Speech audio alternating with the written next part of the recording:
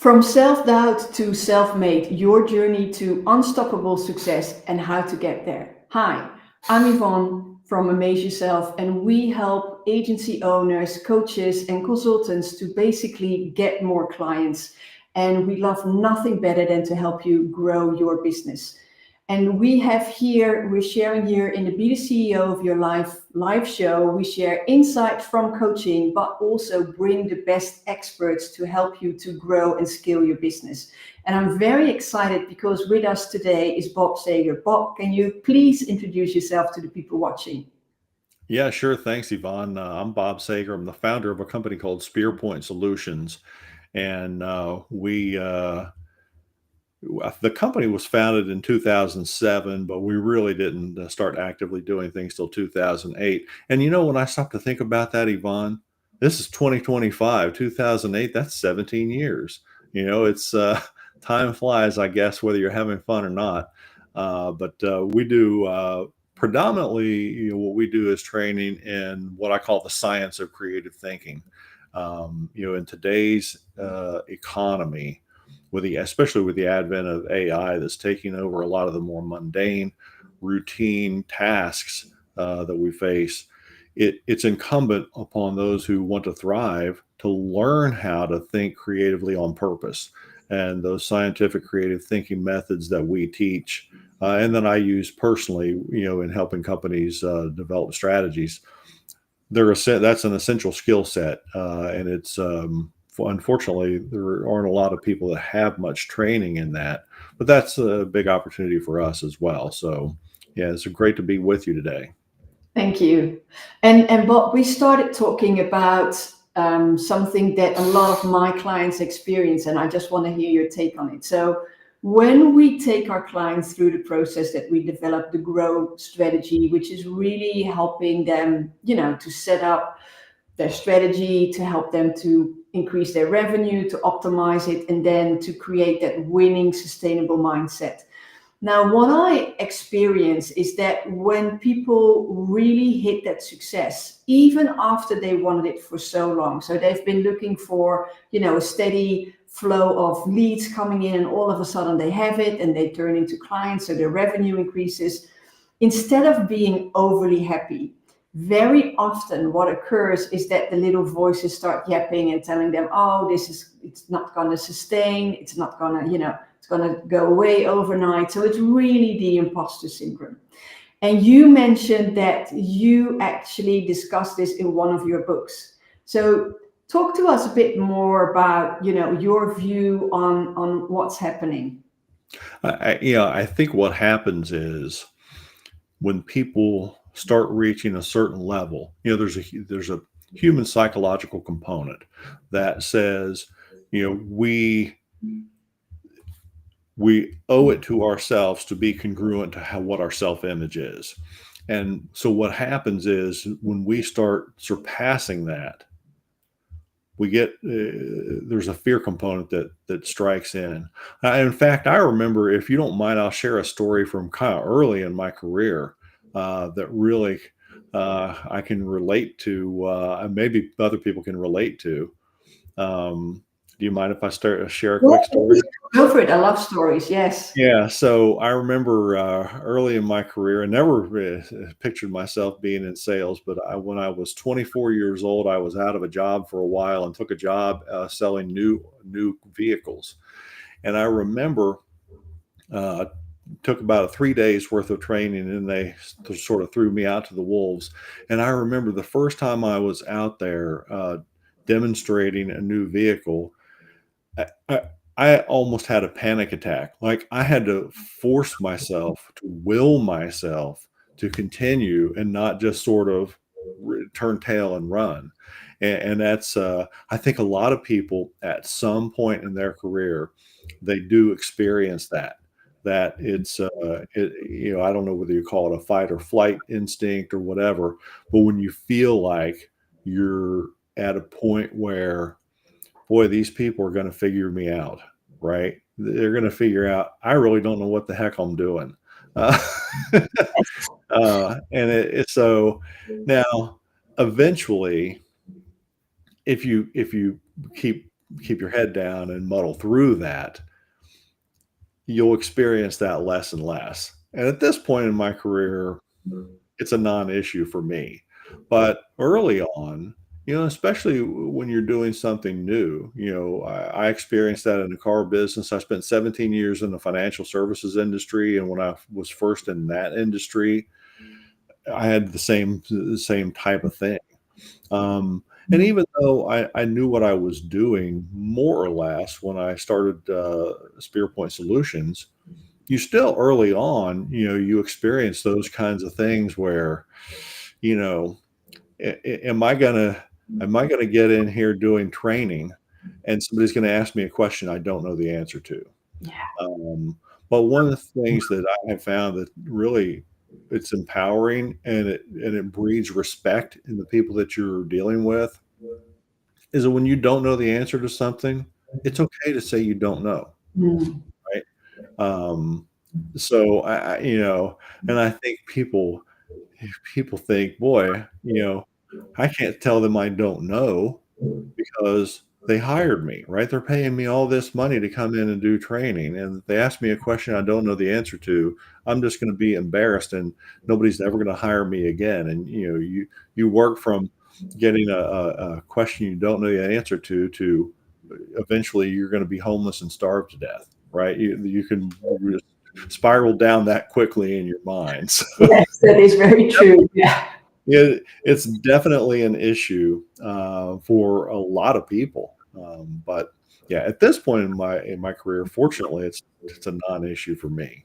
Yeah, I hear you. But and in your book, how do you address it? Is it something that, because I also, you have a great poster behind you, impossible is an opinion. So I can, and that's also to do with your mindset, right? And the imposter syndrome is the same. It's a mindset. You feel like okay, I'm running out of training. I don't know the answer. So what's your take on that? How do you link the two? Well, in my first book, which was actually written back in 2008, uh, Mm-hmm.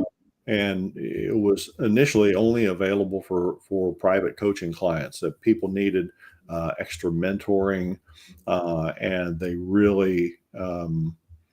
wanted to achieve personal success, career success. Um, and I took all the basics of the stuff that I had learned over my career to that point and put it in that book. And then eventually, my wife told me, you really ought to make this book available on Amazon. And I sort of fought with her over that, in a nice way. And I said, no, it's got the basics in there and it's designed to work with somebody that has a mentor and a coach to lead them along. And eventually she said, well, let me ask you, if somebody reads the book, follows the principles that are in there, will they become more successful? And I said, well, yeah, but she's like, no, who are you to decide that they won't do that? And I'm like, oh, Ooh. that's a good point. Valid. So yeah, so it's been available on Amazon since I think 2017.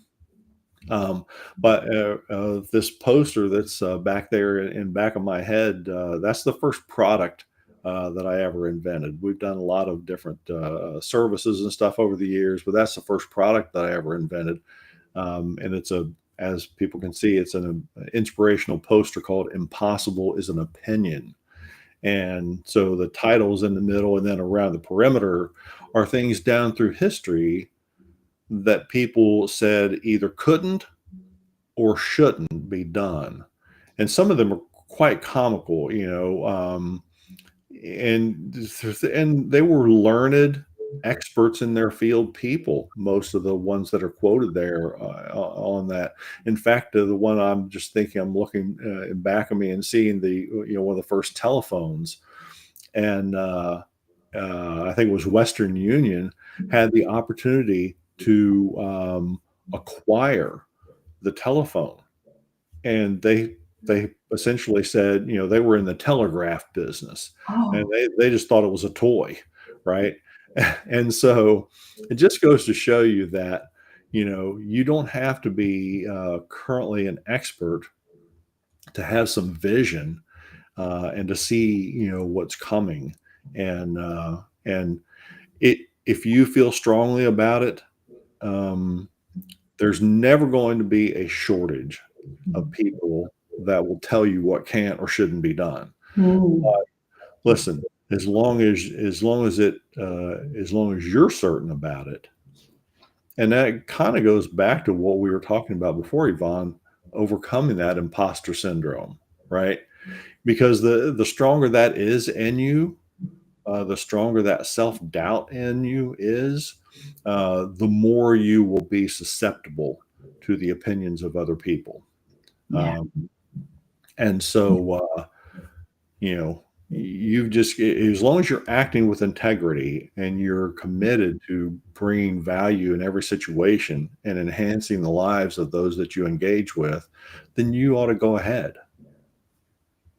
Yeah, I love that. Yeah, and I think integrity is a very important word there. And in my experience, the people who actually suffer from those doubts are often the ones who have integrity. And the ones without integrity, they don't even doubt, they just like bulldoze their way around it. So yeah, I totally hear you. And I can see that the poster is very inspiring as like a reminder. I've also been told, and I don't know because I've never been, that NASA actually has a picture of a bumblebee on the wall. And like again, I've never been to NASA, but I don't know. Do you know the story about the bumblebee? I do. I Yeah. do. I know it's supposed to be not aerodynamically possible for it to fly, correct? Yes, I know, and it's actually funny because if you look at it, it's like a big bee, right? Very a fatty bee, so to say, and then the wings are like disproportional to the bee. And apparently, as I've been told, again, I don't know, that they have this bumblebee up on the wall as like your poster, as a reminder that things are possible, even though they seem impossible. So I really love that. And I think it also links to creativity, right? Which is really in your business. Talk to us about the science of creative thinking in business, because that's something I feel, especially with AI, a lot of people are worried about. And in my opinion, we all need creativity, and AI cannot replace that creativity. But talk to us about the science of creative thinking. Well, I'm glad you brought that up because um, you talk about imposter syndrome, and that really is true when it comes to creativity. Mm. When we go and we do training on what I call scientific creative thinking methods, when we do that before the first session, we always ask people by a show of hands, how many of you consider yourselves to be creative? And it's consistently, Yvonne, 20% or fewer. Really? Yeah, and I'll tell you why I think that is. I think that in business, historically, you have had people referred to as creatives, right?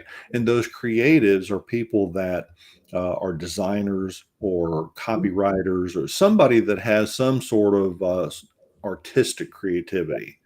And the reality is that's only one narrow part of creativity. Mm. Uh, and especially in the age of AI, um, where artificial intelligence, bots, AI agents are going to be taking over and doing sort of the routine, mundane tasks of everyday life.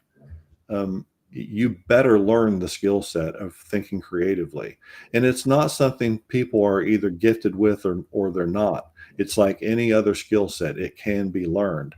And so when we go in the way that we teach it is we play games. I invented in fact, let me grab this and I'll show you here. I invented a creative thinking game called, I don't know if you guys can see that or not. What's the big idea? I like that. And so the What's the Big Idea game, uh, one of the values in teaching stuff with a game is it's human nature. When something feels like work, people want to do less of it. And nobody does accounting on the weekends for fun, right? Even accountants. Yeah. But when something feels like fun, people want to do more of it. And Yeah. so when you're playing a game, especially if it's a friendly, competitive game, um, and people are having fun with it, and all of our training, people are laughing. Um, and do you mind if I share why I think there's so much laughter involved? No, go for it. New ideas are a little off center, Mhm. right? And so anytime something is not quote unquote normal, it seems a little odd and strange to people. But I relate it to, there's a grocery store that's near me, and I think it's the biggest grocery store chain in the U.S. called Kroger. And it used to be they had shopping carts, and they had one shopping cart. And then I went in there one day, and they had these little tiny shopping carts. They were Uh-huh. about one third the size of a full size shopping cart. And still to this day, this is several years ago, still to this day, I remember thinking, the first time I saw them, I'm like, that's the dumbest thing I've ever seen, because it was so different, right? But now, 2 out of 3 times that I go into that store, guess what shopping cart I'm using? The little one. And that's why, when you're coming up with new ideas, um, you have to be confident in yourself. And when we go into the group training, one of the things that we tell people right up front is this is a judgment-free zone, Oh, I right? love that. Uh, It's in good. fact, in other words, there are no bad ideas, except for Hmm. there's a training that we do called Come Up with Bad Ideas, and we're on purpose trying to come up with the dumbest ideas possible. And we do that for two different reasons, Yvonne. One, the creative energy, the creative juices you have to get flowing in your mind are the same to come up with bad ideas as they are to come up with good ideas. But the other thing that we found is, almost without fail, in a set of 5 or 10 or 20 bad ideas, there's a pearl in there. It Yeah. might need a little bit of polishing, Yeah. right? But almost invariably, in fact, I did a recent training down in North Carolina with a regional bank down there called Carter Bank. And I mean, you talk about uproarious laughter in the coming up with bad ideas. But then when we went back and we talked with people at the end of it, it's like, well, which one of these ideas, might have some possibilities? And there were a couple out of that short session that it's like, oh, you know what? Maybe that's not such a terrible idea. I like that.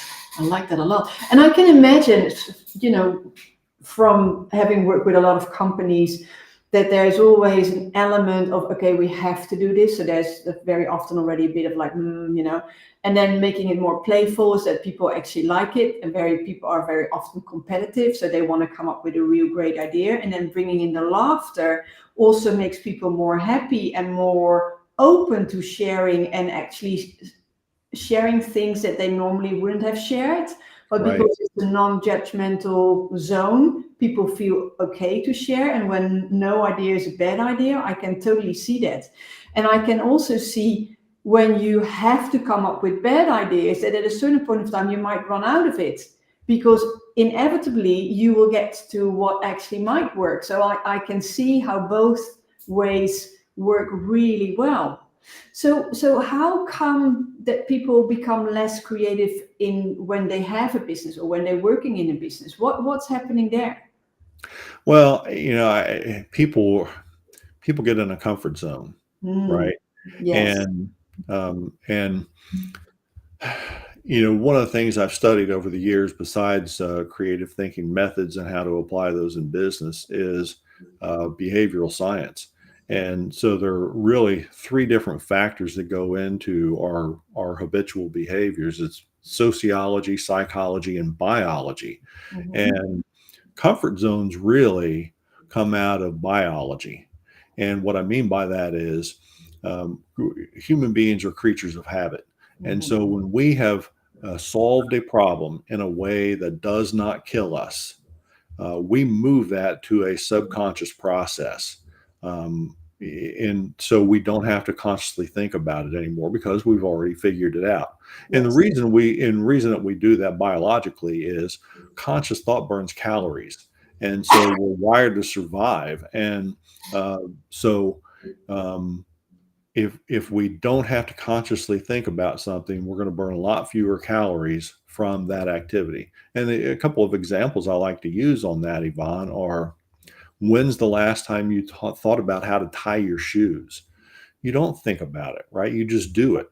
Mm-hmm. Um, and the other one, this is good for people who drive. It's not necessarily good for people that commute on trains or public transport of some kind, but if people drive and they drive, let's say they drive the same route from their home to work. Yeah. They do that every day. They can leave their home, arrive at work, look around in the parking lot and go, I don't even remember driving here, Yeah. right? Happens a lot. Because you don't have to consciously think about it. But and that serves us most of the time. The Mm-hmm. problem comes in is when all of a sudden those solutions aren't really working anymore. Um, and we think we're thinking about how to solve this problem better, but the problem is it's like driving 100 miles an hour on a circular highway. You're going as fast as you can, but you're always ending up right back in the same spot where you started. And Yeah. so the scientific creative thinking methods that we teach help people take an exit ramp off Uh-huh. of that circular freeway so that they can go explore new territory. And it's and those people in when we do the training, those 80% plus that don't raise their hand at the very beginning, when we go back and talk to them about it later, so now what's your view of yourself? Well, they have over the course of that short training shocked themselves in a lot of cases on the ideas that they came up with.